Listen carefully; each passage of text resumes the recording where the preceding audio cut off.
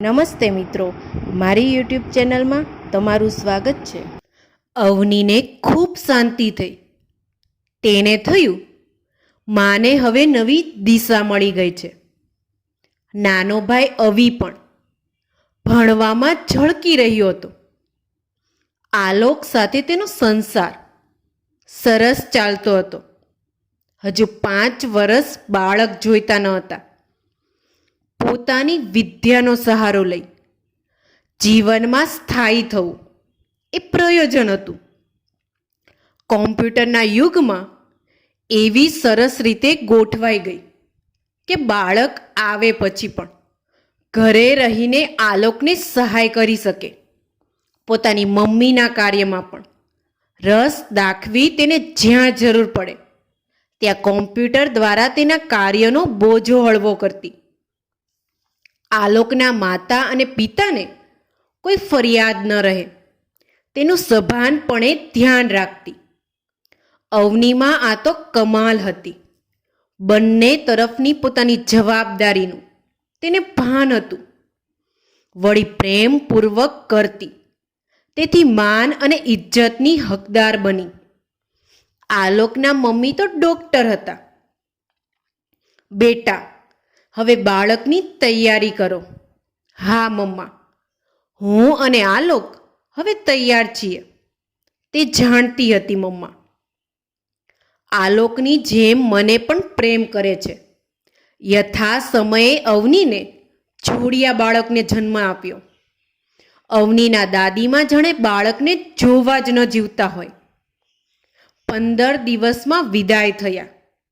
અવી પણ કોલેજમાં ભણવા બેંગ્લોર ગયો. અમિતા બહેનની જિંદગીમાં ખાલીપાનો અનુભવ થવા લાગ્યો.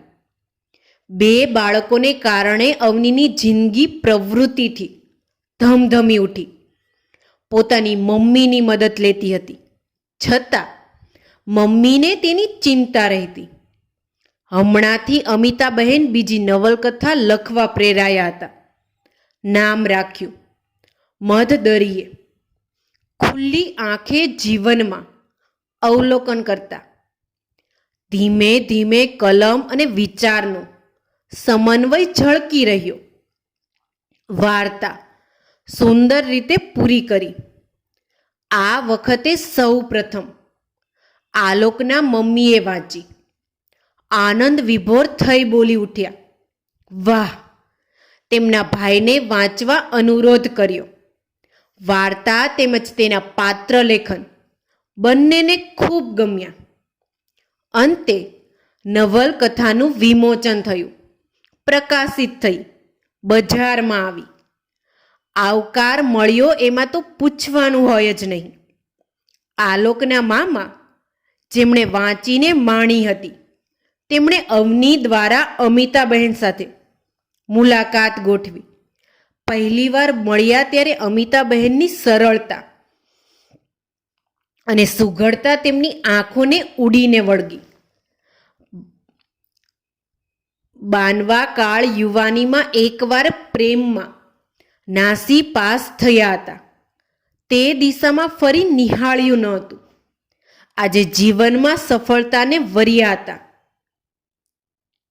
અમિતા બહેન 52 વર્ષની ઉંમરે પણ ખૂબ આકર્ષક હતા.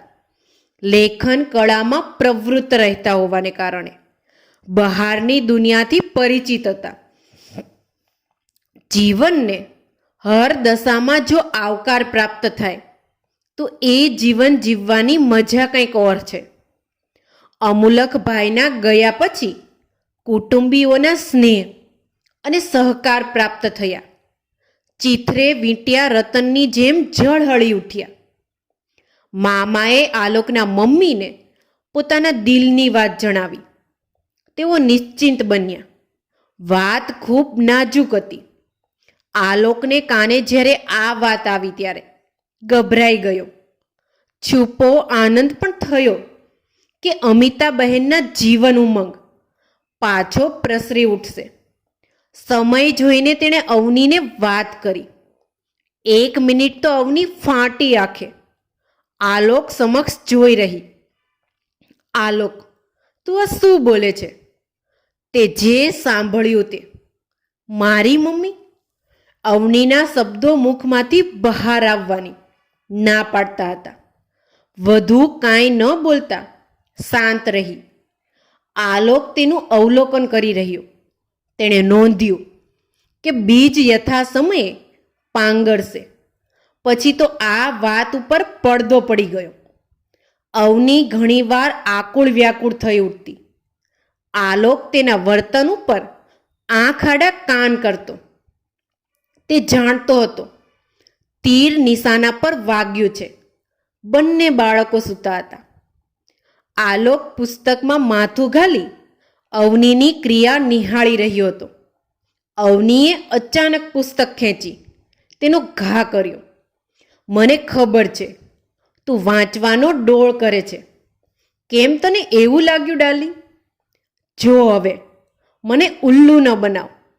તે જે વાત કરી હતી તેના પર હું 10 દિવસથી વિચાર કરું છું. ઓહ, તને વિચાર કરવાનો સમય મળે છે?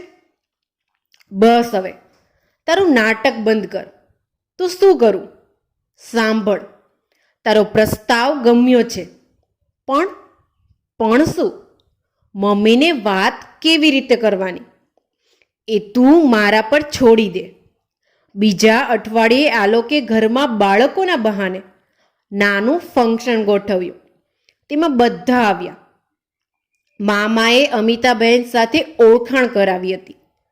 તે કામ લાગી. મામાએ તેમની લેખન પ્રવૃત્તિમાં ખૂબ રસ બતાવ્યો. પોતાનું થોડું જ્ઞાન પ્રદર્શન કર્યું. બંને જણા સાથે એક ટેબલ પર ગોઠવાયા. હાથમાં આવેલી તક ગુમાવે એવા નાદાન મામા ન હતા. અમિતાબહેનને તેમનું વર્તન ભાવભર્યું લાગ્યું. બંનેનો પ્રશ્ન થોડે ઘણે અંશે સમાન હતો. એકલતા અને ખાલીપો. આખરે ઘીના ઠામમાં ઘી પડી ગયું. અવની મોટા ભગીરથ કાર્યમાંથી ઉગરી ગઈ. મામાનું વ્યક્તિત્વ મોહક હતું. અમિતાબહેનને થયું જીવન ખૂબ લાંબુ છે, બાળકો મોટા છે. અવનીએ જરા પણ અણગમો ન દર્શાવતા મમ્મીની ખુશીમાં સામેલ થયો. હવે તેને નિરાંત થઈ કે મમ્મીને પોતાની ગર્લફ્રેન્ડ બાબત કહી શકશે. જ્યારે બાળકો મોટા થાય પછી તેમના જીવનને નવી દિશા સાંપડે એ સમયે માતા અને પિતા તેમને માર્ગ મોકળો કરી આપે તેમાં બધાની શોભા છે. અમિતાબહેનના દિલમાં ઉમંગની સરવાણી ફૂટી. એક જીવન જીવવાનું છે, શા માટે સુખ અને શાંતિથી પસાર ન કરે? મિત્રો, તમને મારી આ સ્ટોરી ગમી હોય તો કમેન્ટ બોક્સમાં જરૂરથી બતાવજો. આવી જ સરસ સ્ટોરી સાંભળવા માટે મારી આ ચેનલને લાઇક, શેર અને સબસ્ક્રાઈબ કરો. Thank you so much.